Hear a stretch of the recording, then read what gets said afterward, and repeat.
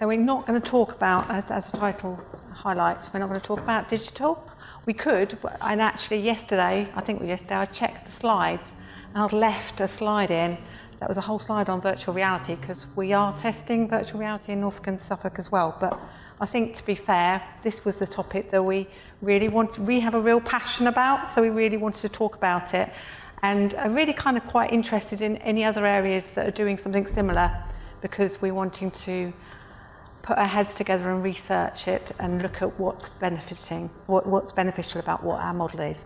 So as was introduced, we work Norfolk and Waveney Wellbeing Service. It is an integrated partnership between Norfolk and Suffolk Foundation Trust, and I'm the clinical lead for the whole service. And Norfolk Mind and Esmee is representing Norfolk and Waveney Mind, and we also have a partnership with Relate, Norfolk and Suffolk. So I'm going to do the kind of really intro bit that's really about kind of how did we get here, and then I'll hand over to Esmee to talk about kind of the bespoke kind of role of a peer support worker and the social model in more detail and hopefully an example. So where is Norfolk and Waveney? It's that little, well, not that little, this big bit there. We also cover, so I also am the clinical lead for Suffolk Services, and we have a similar model, so apologies, we've got a colleague here from Suffolk, but we're going to talk about the Norfolk and Waveney model today. Just in terms of size, because Norfolk is one of these areas that you only go to Norfolk, because you go and end up in the sea. So, it's a kind of, it's a large area, large rural mainly area with kind of Norwich as the main city, pretty much an older population, so there's 1 million population in coverage of Norfolk and Waveney, quite a lot of pockets of social deprivation that are more to do with rural isolation, loneliness, older people, poor transport, poor Wi-Fi, kind of 4G and phone signals. So it's quite a difficult area to navigate. In terms of kind of our approach, over a long period of time, we've had this kind of real discussions with commissioners around kind of what are the needs of our local population. And I don't know whether it's just our needs or whether it's the needs of all areas, but really we felt that IAPT is brilliant. IAPT psychological therapy does a great job, but actually a lot of people have issues that learning skills to cope with won't change significantly if their life back in their life in their community is the same. So it will actually, people will revert over time and lose momentum, and things don't. And we got feedback from clients that saying the therapy was good, but it wasn't changing and it wasn't helping me change my life enough. So, for instance, people who are isolated, it's all very well to feel more confident, but if you go back into a lifestyle where you haven't got many social connections, you haven't got many interests, or you aren't employed, then you need to get that moving forwards as well. So we're really looking at, some people have amazing clinical recovery through psychological therapies alone, but actually we need to take more account of the social recovery, and that for some people, actually it's more about changing some of the things over here in the social element that will actually lead to people feeling better anyway, or it could be a kind of helping the therapy along to have more impact, because we want people to have therapy, move their life on to have quality of life, and actually not come back. I know it doesn't improve our access rates if they don't come back, but that's not actually what we're aiming to do. We want people to actually have sustained recovery. So how we got about it was that actually we were fortunately, although it didn't feel fortunate at the time, we were in one of our tendering rounds, and it was a competitive dialogue approach to commissioning, which seemed a bit weird, but actually what it involved was having lots of discussion with commissioners about what actually do you want, and us pitching how we could deliver it. And that was a group of kind of GPs and etc. And they really liked the idea of our social kind of the model that we were suggesting, and particularly working with Norfolk and Waveney Mind, who offer kind of support for more people with more severe mental health problems and have a different approach. That was a really kind of, we were thinking about different models. So we have had a really good relationship with Mind and Relate over the last 10 years since we've been delivering IAPT, so that was positive. And one thing that's also very key to this new model is, previous to this last delivery of this service since 2015, we were kind of acting and working in silos. So we had Mind working over here, we had us working over here and Relate over here. Whereas what this role now is that there's one team working out the same rooms, working next to each other, employed by different organisations, working as a fully integrated team. So I will leave it to Esmee to talk about the detail, but basically we have a range of kind of social events that are delivered in our community to help people gain access to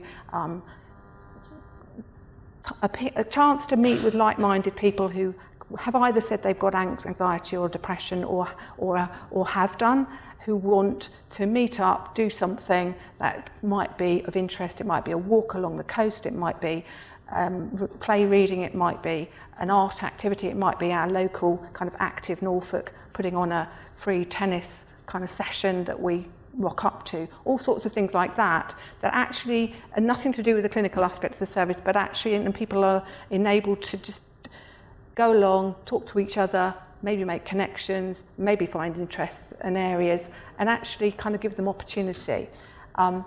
We also have, and Esmee is going to talk about our peer support workers, but we also encourage people who come through our service to be ambassadors for our service and become experts by experience we offer training, so that they then might be applying to be peer support workers in the future, and some of our peer support workers have then gone on to be PWPs.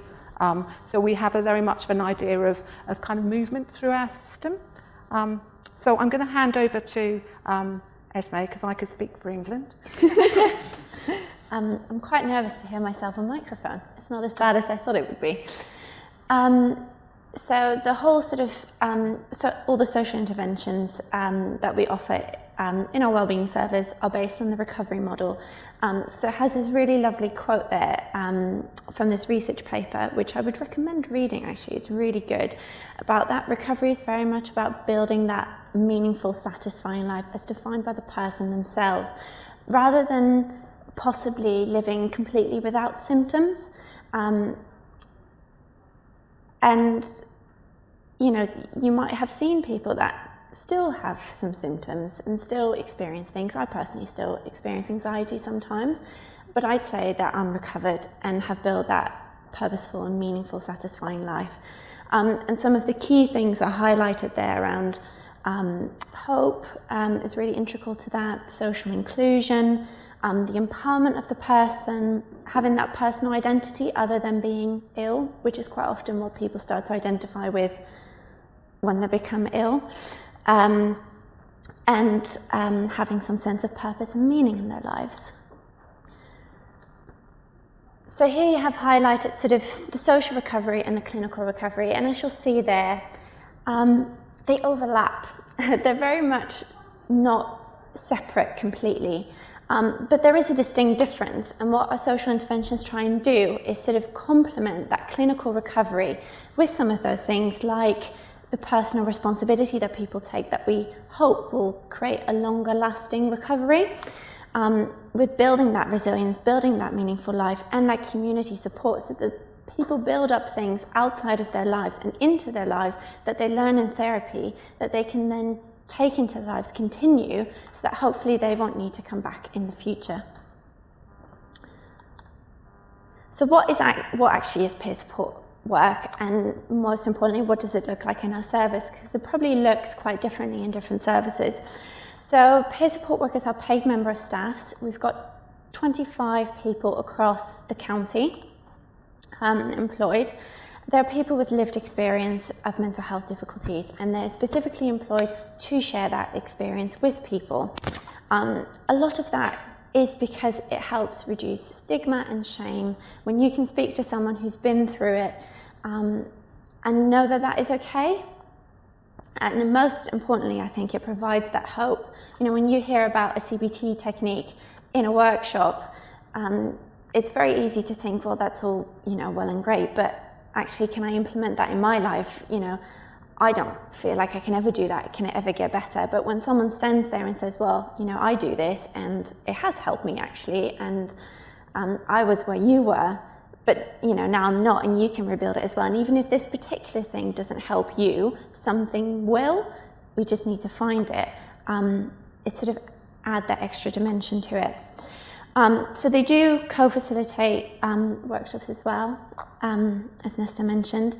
But I think most importantly what this talk will focus on is that they work one-to-one with clients, and they do that out in the community, and it's very person-centered, so it's very much client-led. Whether do they want to meet, when do they want to meet, for how long, they have up to 4 hours in general. So do they want to meet 4 times for an hour every week, or do they want to meet in half an hour chunks? It can be done over the telephone as well if people prefer. But something that we see is that even though we're this one service that is very much united, it's very easy to work kind of next to each other without much cross communication. You get very bogged down in sort of what you're working on, and you go like this, and you kind of forget that there's other things going on. So actually, how can peer support work and therapeutic support help each other and help support the client better? So that's where integrated work comes in. So at the moment, or actually we've started this, so before it was very much peer support work could come at the start, at the end, in the middle. There wasn't too much communication, or it was very different depending on the peer support work and the therapist working together. So what this does is actually thinking, okay, they complement each other. How can we play on that? And how can we make sure that these two things coincide so that we can get the best outcome for clients? And the key things to that are that communication between the therapist and the peer support worker, and the timing, so that they coincide, and there's that constant communication between the two. So some sort of integral bits of integrated working. The clinician introduces the peer support worker to the client. Why? Actually because it's quite daunting to meet one person and build up a trusting relationship with them. It's probably easier to meet someone that you already have a connection with, know what they look like before you go and meet them out somewhere. There's a possibility of them having some shared supervision. There'll be some shared objectives between therapy and the peer support work. There's continuous communication, as previously mentioned, and the sessions run concurrent. So we're looking at peer support work coming in about sort of halfway through the treatment and not any later, preferably sort of second, third session. And we're actually conducting some research about this because there's quite a lot of talk about peer support work, and you know, we kind of know it works. We hear so much anecdotal evidence sort of and stories in our service of service users who come back and say how amazing it was to have, you know, the opportunity to talk to someone with that lived experience. But it's not that data, and I think hearing all the talks today even points that out even more, that really we need to know, does this actually work, and have that evidence so that we can continue to improve it, learn from it, and see, yeah, does this work? So our research question for the integrated working is actually, when is peer support work most effective? Is that pre-treatment, concurrent, post-treatment, or in the study we'll also look at no peer support work whatsoever? And how we're going to look at that is comparing data from before starting integrated working, and seeing, you know, the sort of the outcomes for the clients that had it pre and post, to now when they have a concurrent in the integrated working model. So looking at the routine IAPT outcomes, client DNA rates, dropout rates, cancellations. We have introduced a different scale to measure as well peer support work, the Warwick and Edinburgh mental health wellbeing scale. And the reason we've introduced that is because, as you sort of saw, although clinical and social recovery very much overlap and are looking to achieve largely the same things. They do different things as well, and that's what we hope to capture in this other skill, sort of actually what does peer support work add on top of that. And it will have questions like, I feel hopeful, and you score that, or I feel connected, or I feel loved, I feel motivated, those types of questions. And we'll have some qualitative research as well as brief interviews. So, before we go to any questions, I would like to tell you about a case study. Now, this is a fictional case study, but it's very much based on some actual work and clients that we have had. So, picture Marcus, he's 27. Marcus' parents divorced in his early teens, and that led him to start drinking. Now, lots of people drink at that age, but he maybe started to drink some more. He then dropped out of school, maybe the support wasn't there at home, and he sort of fell in with the wrong crowd, so to speak. In his early 20s, he decided to move away, wanted to turn his life sort of around, and managed to stop drinking, get a job, etc. Now he's 27, and about a year ago he moved back to Norfolk due to family reasons. And actually it's been really difficult for him. He hasn't been able to find any work, so he doesn't have anywhere to go. And most of all, he's just really, really anxious to leave the house, because he's constantly afraid that he'll run into people from his past that he knew when he lived there before. And maybe start drinking again, or have these really difficult conversations, and he doesn't want to fall back into the person that he used to be. And because he doesn't have any work as well, he's just not been leaving the house. He's stuck inside, and it's been about a year of this, and his mental health is really decreased sort of in its quality, so to speak. So he comes to a service like this. He's being offered one-to-one CBT support. So at this point, we would ask him if he wants peer support work. And Marcus has said, yes, I might be interested in that. So he's had his first session with his CBT therapist. And then in his second session, he meets the peer support worker. So the therapist has flagged up this client to the peer support worker and says, can you please come into the session? And they meet. They establish that actually Marcus found it really difficult to get to the therapy session in the first place. And it's, he sort of did it the first time and the second time, but it's causing a lot of distress. So what they've decided is that the peer support worker will meet Marcus outside of his house. So peer support workers don't go into people's homes, they meet out in the community, in public spaces. So they're going to meet sort of on his street. The peer support worker meets with Marcus. In their first session, they mostly just talk and share lived experience. The peer support worker asks Marcus to tell him about his experience, what has he been going through. The peer support worker shares their lived experience of their anxiety and what that stopped them to do. They talk a little bit about therapy and those initial conversations, how he's finding that, and some initial tools that maybe the therapist found, the peer support worker found useful in early stages of anxiety. The peer support worker and the therapist have already had contact, so they've decided that the therapist would really like the peer support worker to do some behavioural experiments with Marcus to try and get him to leave sort of his house a little bit more. So the peer support worker and Marcus decide that next time they'll meet, they will get on the bus together and go into the city centre and go straight back. So after a peer support work session and after every therapy session, the peer support worker and therapist have contact, they email each other or flag each other up in the office, possibly even just a 3-minute conversation, this is what we're doing. Peer support worker has in their second session, they see Marcus and they get on the bus. Afterwards, they update the therapist about it, who then in their next therapy session can say, Marcus, how did you find that? How did you find the technique? How did that go for you? And can have that conversation. Similarly, the peer support worker can ask Marcus how he's getting on with his therapy.